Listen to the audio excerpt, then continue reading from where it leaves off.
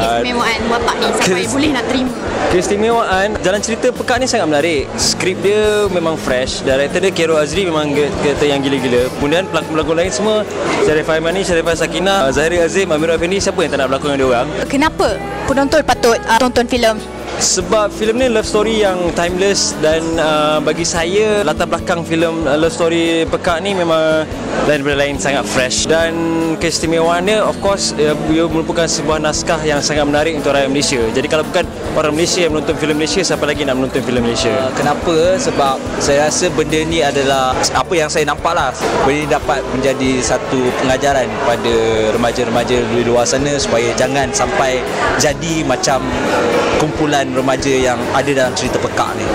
Kenapa perlu tonton filem ni? Dia perlunya tu pada bukan remaja tu sangat pun. Perlunya ada pada ibu bapa tu sebab nak tahu apa aktiviti anak-anak ni kan.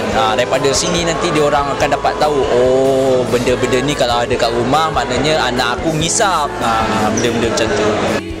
Apa yang saya tengok tadi, saya still lagi rasa antara sepanjang hidup saya, ini adalah salah satu filem Melayu terbaik yang saya pernah tengok.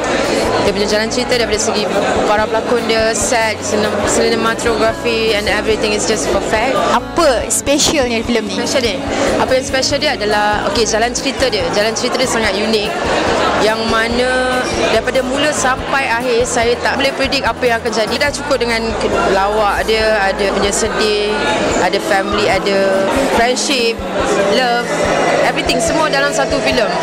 Itu maksud saya.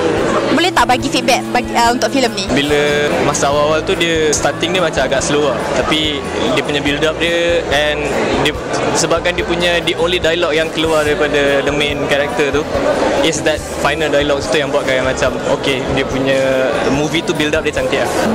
Okey lah, memang saya suka.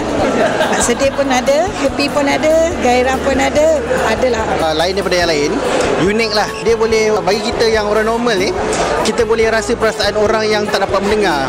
Cerita ni macam lebih pada kita berada di tempat dia. Selain daripada tu, even the shots are nice, dia punya setting semua lawa. Bagaimana watak yang dipegang oleh watak utama dalam filem ni? Macam mana? Saya rasa watak yang dibawa oleh Zahiri Azim tu sangat berkesan lah. Ada chemistry. So dalam movie tu dia nampak macam masing-masing punya karakter tu keluar lagi lah, sebab dia complement each other. Daripada 5, berapa bagi bintang? Saya bagi 10. 4. Oi, Pekak! Kau slow sikit ni, go!